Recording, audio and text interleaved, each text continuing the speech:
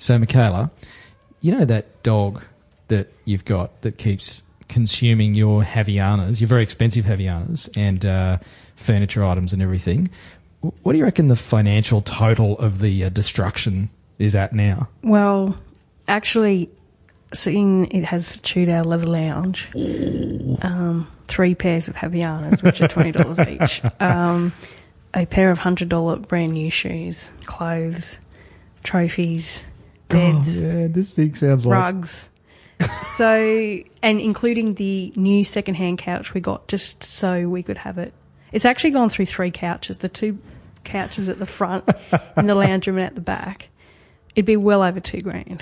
And how much? What sort of dog is this? Oh, it's just, I don't know. It's a thing. Yeah, and we got it, Santa saved it because it was a little abused little puppy and it was all crouched in the corner, all scared. And we thought, oh, look, we're giving this lovely little dog a home. Aren't we good? So you could have, for $2,000, you could have had, some pedigree, well-trained cavoodle litsu or some bloomin' thing. Yeah, but... I'm just... And you've got the weapon of mass destruction. I've never seen anything. What eats trophies? But hang on. Seriously. So Santa brought the dog. That means you've had it for 5 or something months now. Yeah. And you've still got it? Yes. And, we could has never... Dunk, has he threatened any, physical... I have had to physically run around the house and hide the dog after it chewed our very expensive couches and then his other 2 couches on his verandas and... Oh, this dog has a very short lifespan. He even chewed his beer carton the other day. Oh, don't touch the man's beer carton. And all the carton's gone and all the cans are just there. This thing just won't stop eating and we try and give it toys. Nothing works. If anybody's looking for a dog, free to a good home.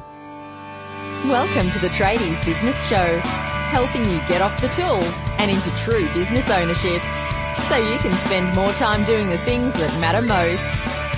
Now, here are your hosts, Warwick Bidwell and Michaela Clark. And welcome to another episode of the Tradies Business Show. And can I just say that after today's episode, everything's just going to click into why the world works as it does. Can I just say? Here we go. I knew as soon as we finished this interview with today's guest that my world was about to become very, very challenging, especially hanging around with you. So it's been confirmed by science that you boys can only do one thing at a time, that we're 3 to 4 times more perceptive, and you guys just don't listen. So everything that we've said for thousands of centuries has been confirmed in today's episode of the Tradies Business Show. What other podcasts can do that? And I was quiet then because I was actually waiting my turn to speak, unlike women who apparently it's okay to talk all over the top of you and that shows you that they're listening or some bloody crap like We're that. multitasking. Whatever. It's You call it brain whatever function. you like. See, there you go, talking over the top of me again.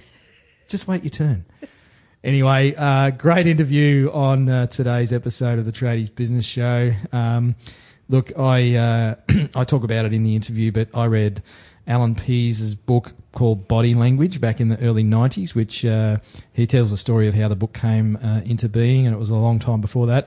So Alan's been doing the body language thing for a lot of years now, very experienced, and speaks all over the world and does work with large corporations and that sort of stuff. So I refer to him as Mr. Body Language. I don't know if that's the right title or not, but it seems very fitting. So, yeah, great stuff in today's interview, and he gives a lot of great tips that you can implement in your trade business right away. And so, you should take notes and go and do that stuff.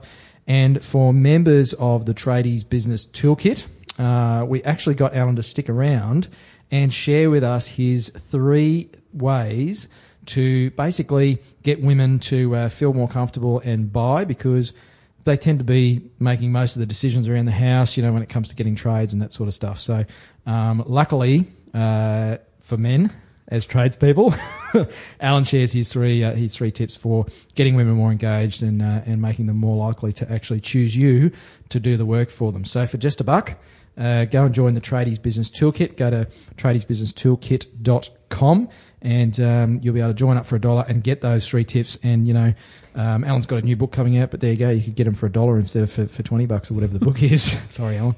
Ed, this episode's got heaps of value in it anyway. And one thing, he gives a great case study of what's actually happening in his house at the moment with some trades and why he chose an electrician that was twice the amount of any other trade. And it's just a really good lesson for everyone out there wanting to build a business and build a brand. Absolutely. And joining us today on the Tradies Business Show is, I'll refer to him as Mr. Body Language. I don't know if that's the right title, but we've got Allan Pease, who he's authored more books than I can possibly list. But I have to say, the one that started it all for me with this whole body language thing was a book called, strangely enough, Body Language, originally written back in the 80s. And I read it as a young sales rep trying to figure out why I wasn't winning more deals. So welcome to the show, Allan. Well, yeah, body language, the funny thing about that, Warwick, I wrote that in 1976, the original book, and it was written for people who had to go face-to-face and convince and persuade. So there are a lot of marketing and sales type people. The bottom line is, as you know, that everybody is face-to-face. Our objective is to convince, persuade, get people to cooperate and say yes to what we want. So that's what it shows you how to do. So your career in body language, I guess, started quite some time ago, Allan. How did you come to write that first book back in the 70s? Well, it's interesting. It started back in the 1950s, strangely enough, but my father was a life insurance salesman, and back in the 50s, a life insurance salesman used to go door to door to collect the premiums every month and every quarter. And hopefully they use that as a form of prospecting to sell some more insurance to the existing family or hopefully meet the neighbours. That's how it worked. And so my father would take me out with him 2 or 3 nights a week after school because a lot of the people he was collecting from were women at home on their own. And if you had a 5-year-old kid with you, you always got to get in and get a cup of tea, which gave you the chance to prospect and sell a bit more business. So I was like a sales tool, I guess. So I spent my doing homework, I'd sit around tables watching my dad selling, negotiating and sussing people out. And he used to tell me in advance what he was going to do, what he'd say, and how he could predict what people's reactions might be to what he said. So I thought this was perfectly normal. So at 11-year-old, I got a job selling pots and pans. And right through my teenagehood, I sold pots and pans door to door. I was the king of pots and pans selling in Australia. And then in age 19, I joined the life insurance business with my father.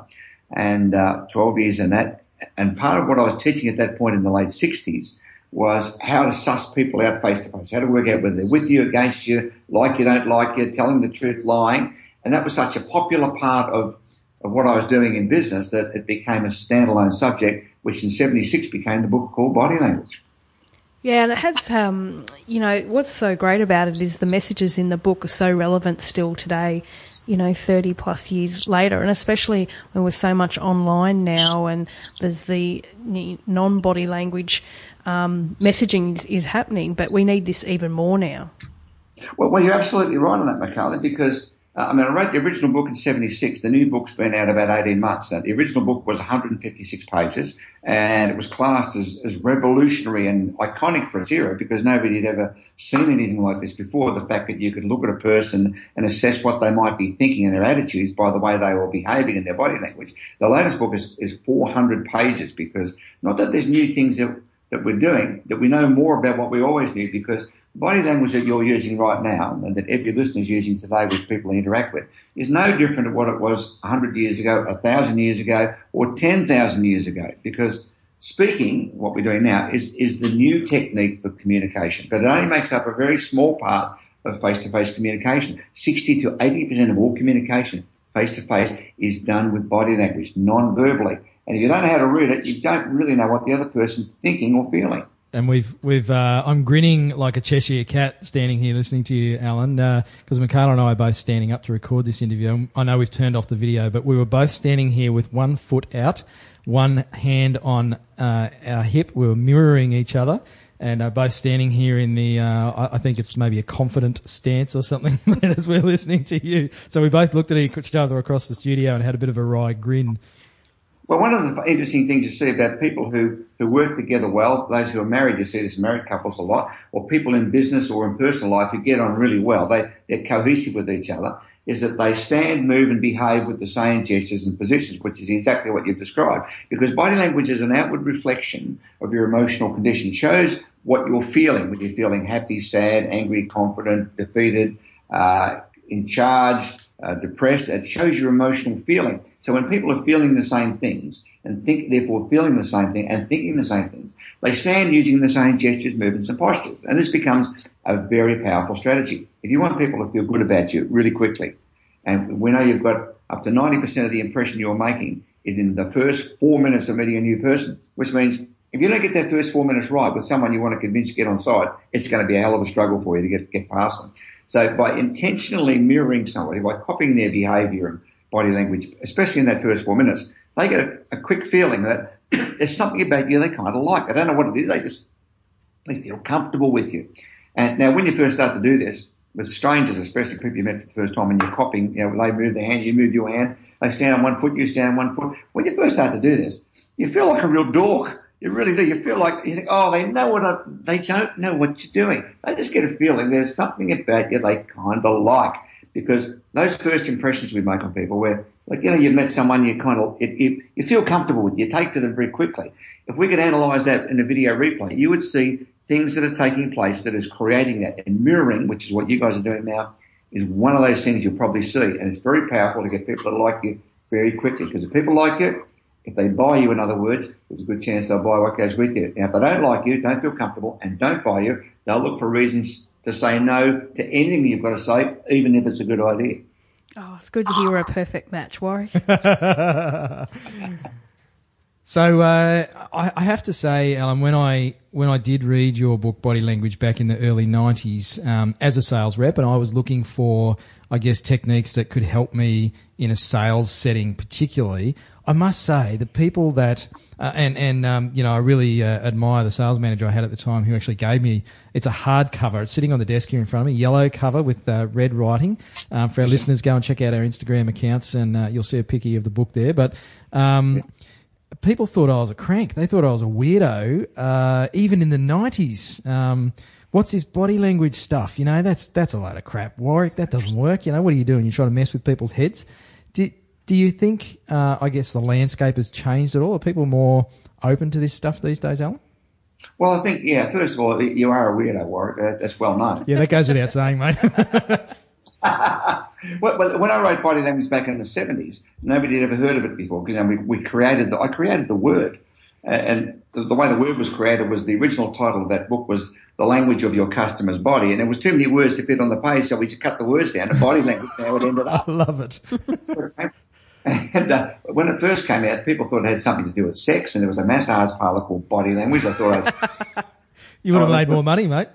Yeah, well, they thought it had something to do with dancing. It was not understood, and it wasn't really until the late 80s, early 90s that it really hit mainstream. Monash University in Australia set the book as a course, and it then became part of anything to do with human communications. That went into marketing, sales, public relations, anything where you've got to meet people, it became part of it.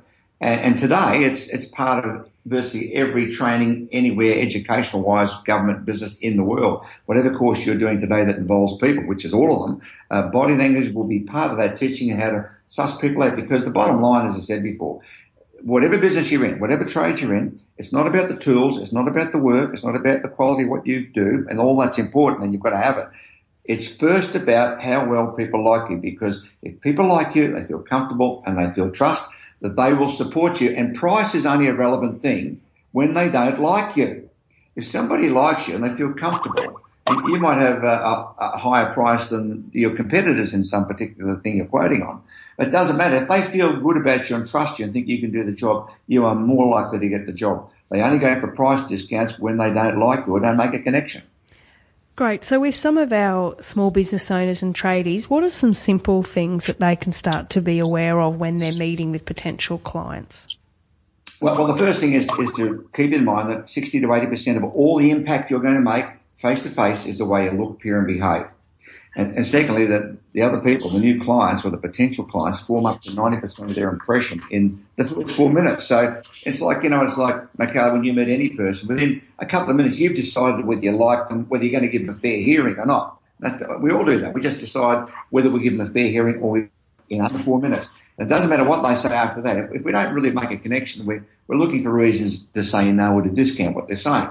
What should you look for? Well, the first thing is to make people feel comfortable. You can start by mirroring, which is what you guys were doing before. That is intentionally copying the gestures, movements, behaviour and speech pattern of the other people.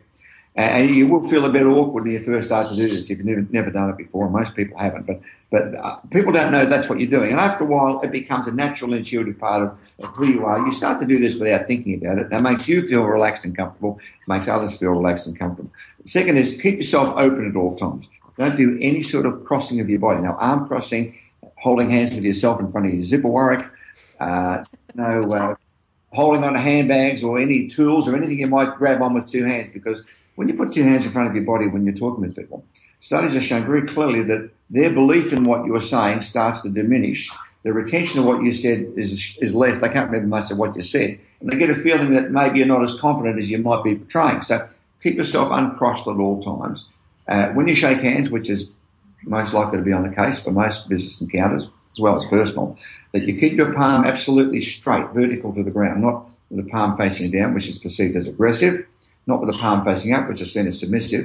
And the important thing is give the other person the same pressure that they give you. So with an intensity of, say, 1 to 10, 10 being a very strong handshake, 1 being a very soft one, if your pressure was, say, 7 out of 10, that's your normal grip, you meet someone who's got a 5, you've got to back off 20%, otherwise they're going to feel instinctively like you're a little bit pushy or coming on a bit heavy.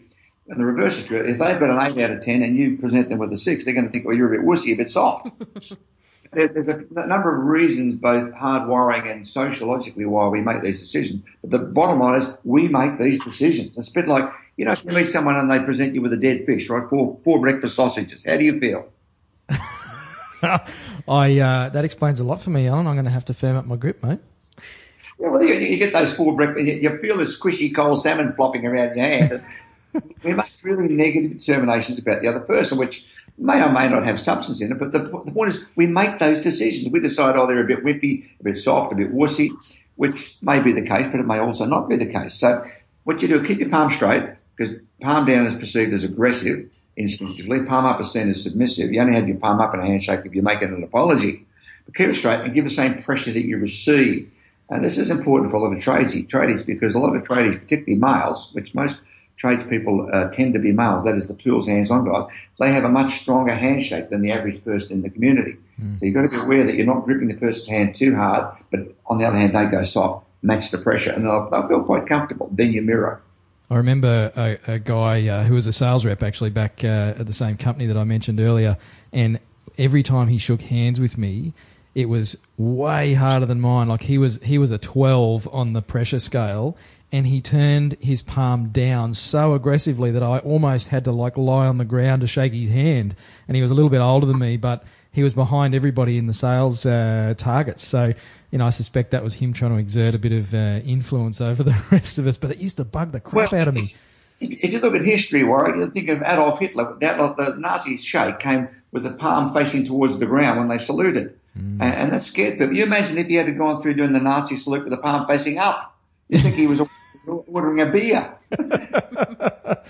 So one of the challenges I've seen with my clients over the years, and certainly this has been an issue for me as well, is once you start to become aware of all of these things, and you've run through some fantastic tips there for our listeners, is there just seems to be this huge array of things that I have to remember when I'm talking to Mrs. Smith about her plumbing or her electrical.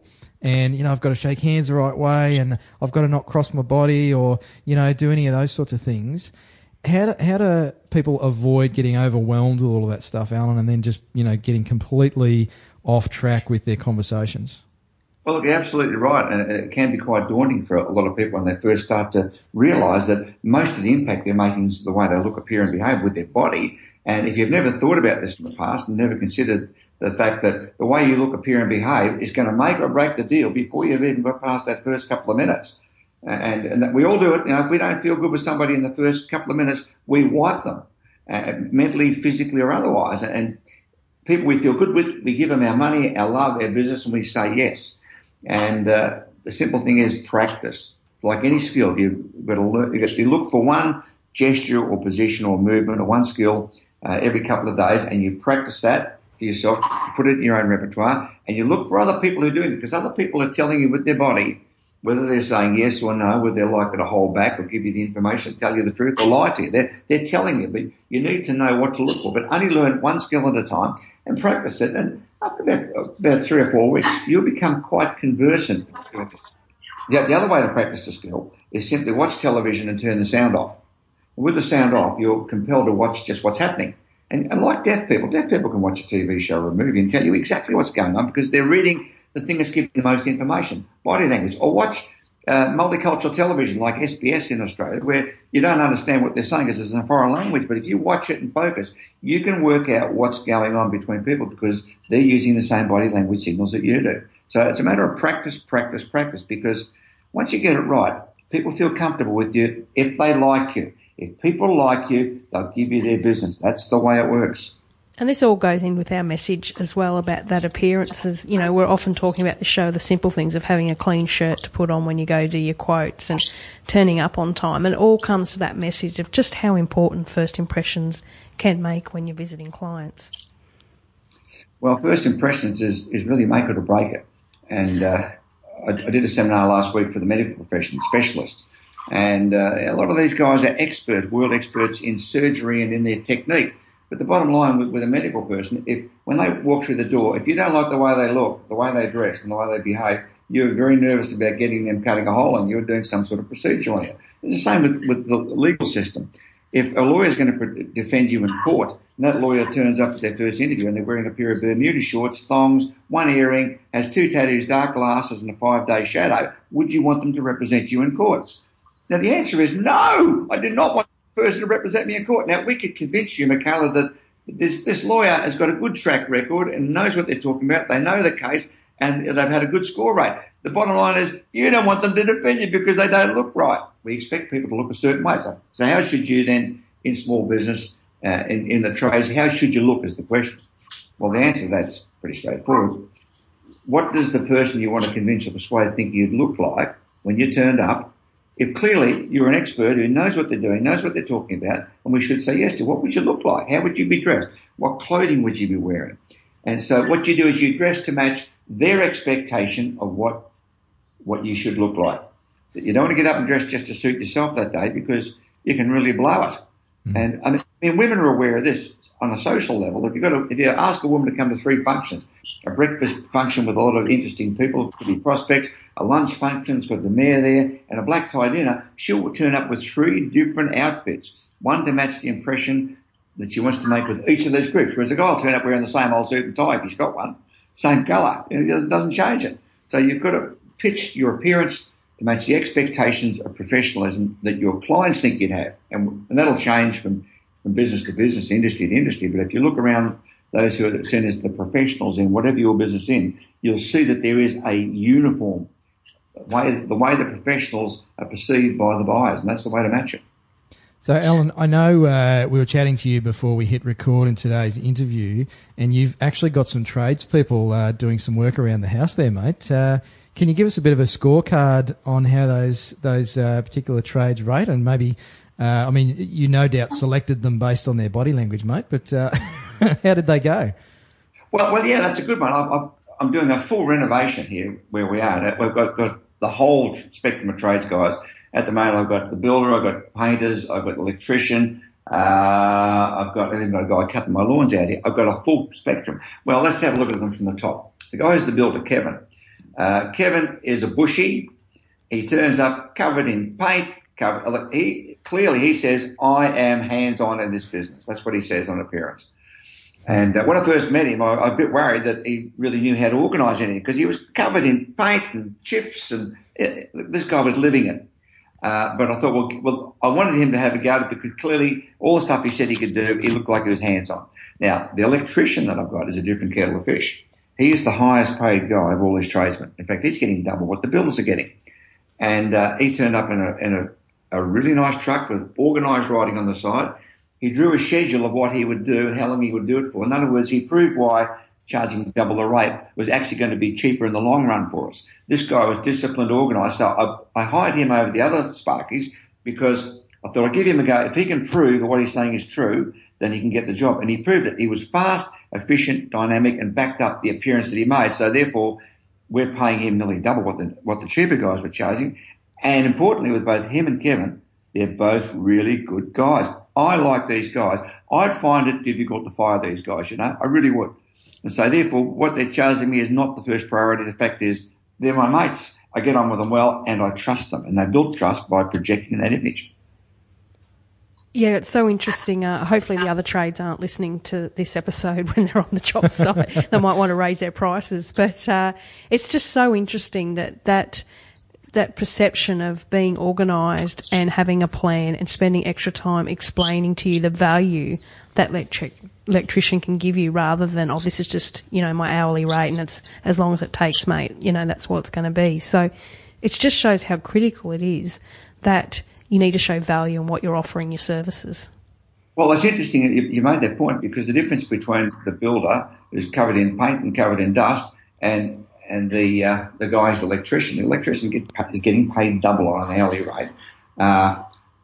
But I have absolute confidence that he can do the job, and it'll be cheaper in the long because he's 3 times as fast, he is more efficient, he knows what he's doing, he's organised and disciplined. So he's what I would call a professional business person first, but he's an electrician second. Does that make sense? Absolutely. Yep. That's what we're all about here, Allan. He is disciplined and running an organised business. He is always spotlessly clean when he turns up. Now, the builder, I love this guy to bits. But on first impressions, I was really sceptical about whether he could do it because he looked disorganised. And I got to know him over a period of time. The electrician, I liked him first up because he looked like it. I gave him a chance to prove it, and he proved it. And he's been working now with us for over a year doing our projects. It's such a great example because, and I don't know if Kevin the builder was aware of the signals he was sending when he first met you, but so many guys they don't realise that their customers or potential customers are off, creating these big stories in their mind just simply based on the fact that there's some silicone on your shirt if you're a plumber. And so it's just being mindful of what message are you sending. And for Kevin, that's worked well for him. If that's part of his brand and he can actually tap into that and use the whole, I'm on the tools, I'll be right there on the project, people will buy that because they'll buy that part of him. So it really does come back to that awareness thing, doesn't it? Well, it does. And I think where a significant difference is, and you pointed it out right there, Warwick, is that with Kevin's in his 60s and he's been doing this all his life. He's got a big clientele who all love him and he can pick and choose. He's in that fortunate position. The electrician's a 27-year-old bloke and he's building a business. So the difference that this highlights is that a guy building a business has to be disciplined, organised, know his skills, be able to convince, sell, persuade, and get people to like him quickly because he's selling himself. He's doing a great job. Where Kevin, if he cheeses someone off, it doesn't bother him because he's got a ton of other clients who are booking him up. He's got less time than he would like. He'd like more time to do free things. But the guy building the business, and he's Dave, he's doing it really quickly. He's and that stands out. He is an organised, disciplined businessman. He's building a business first. He just happens to be an electrician. Yeah, that's right.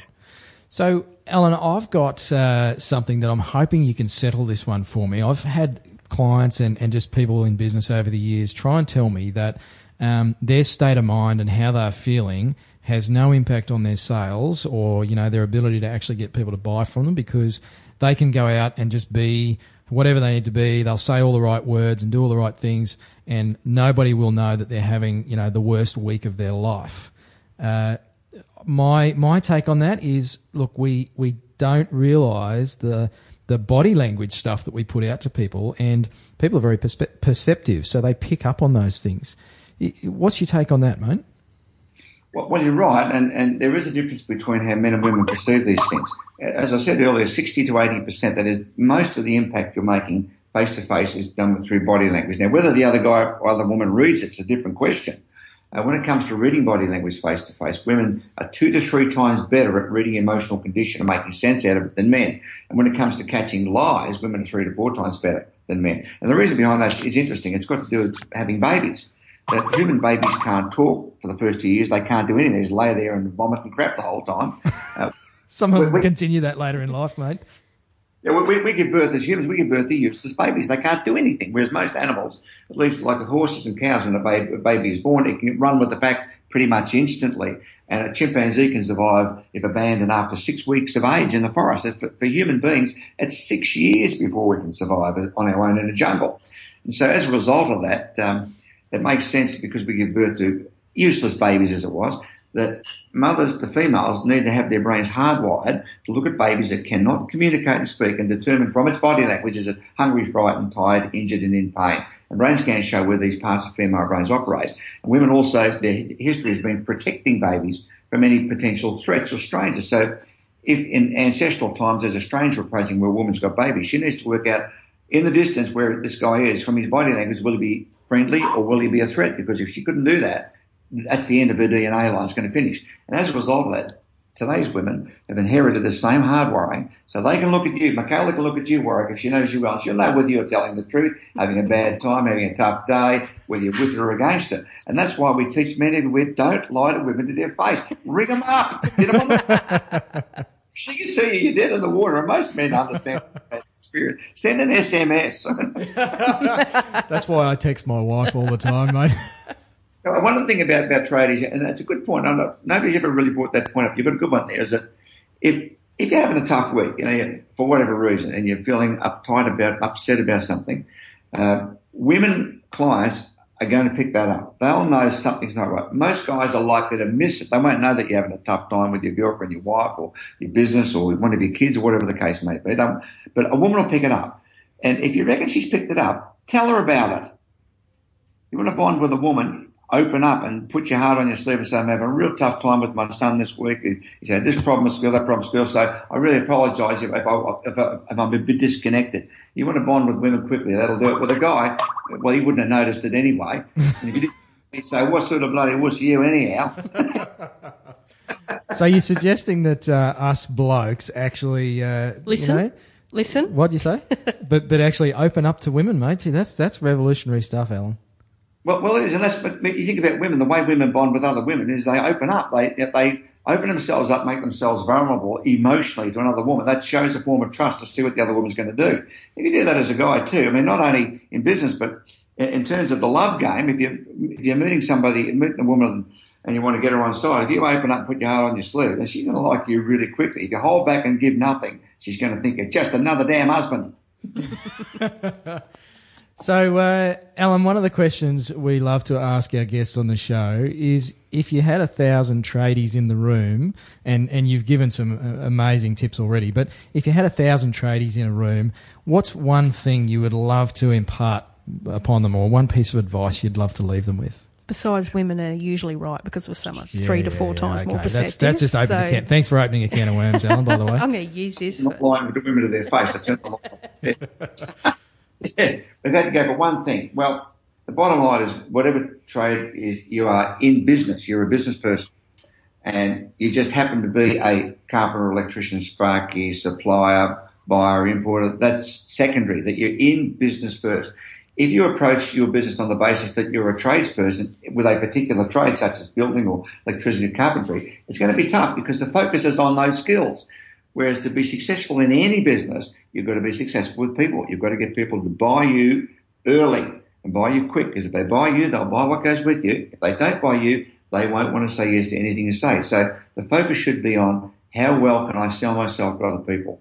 That you're a business person first, selling yourself. You just happen to be in a trade, which is your product. Don't put your trade or product first because you're likely to tread on the people. Great. And so, Alan, you did mention earlier that you've got a new book out. Tell us a little bit about that. I seem to be writing new books all the time. Yeah, I've got a new book which I'm writing, which is almost finished. It won't be out probably till about September this year. And it's tentatively called Getting What You Want. And it's one of the first books of its type to show what parts of the brain will deal with success and failure. And there's lots of books around on success, failure, goal setting and achieving things. This will be one of the first, like our past 4 books, that show how the brain approaches this. And it'll show you how to actually program your brain like a computer to get you to go down the tracks you want to go down and achieve what you want to achieve. And it's a bit of a departure in some ways from what we've done in the past, which has all been communication skills with people. But it's on the same line as much as we're looking at parts of the brain now that determine why you will succeed or why you won't, and how to change those if you're going down the wrong track. Sounds like a book written for husbands, mate. So where can people go to find out more about you and I guess get on the wait list for your book as well, Alan? Yeah, we've got a website that's got, there's a few freebie letters on there which keep people up to date with new information and videos and a lot of fun stuff there as well. And that's at www.pease, P-E-A-S-E, which is my name, pease.tv, which is television. You just put in pease.tv and the site will come up and there's a lot of very interesting and valuable stuff in there. Yeah, great. And we'll link to that in the show notes as well, so people can find out more about you. So thank you so much. You've now helped me really get into Warwick's mind and really know that what I'm thinking is true, because, we're much more perceptive. Knew that anyway, Michaela. It was a disadvantage to start with, Michaela. Yeah. Thanks, Alan. He's a guy, come on. No, that's gold, mate. Thanks again for coming on the show. My pleasure. I didn't touch my nose. Thanks. So, again, fantastic interview with Allan. So many great tips in there. I hope you were taking notes. If you didn't, the beauty about a podcast is it's recorded, so you can go back and listen to it again. But seriously, that's all the stuff that I took out of his book when I originally read it as a young sales rep, and it helped me no end in terms of just making people feel comfortable and getting them to like me. I mean, it's why so many people like me today. Who doesn't like me? Apart from you, Michaela. Yes. Yeah, okay. We do like you. And if you are a member of the Tradies Business Toolkit, which we mentioned at the top of the show, Allan sticks around for another 5 minutes and talks about 3 things you should be doing to help women buy from you. 80% of the buying decisions are made from women.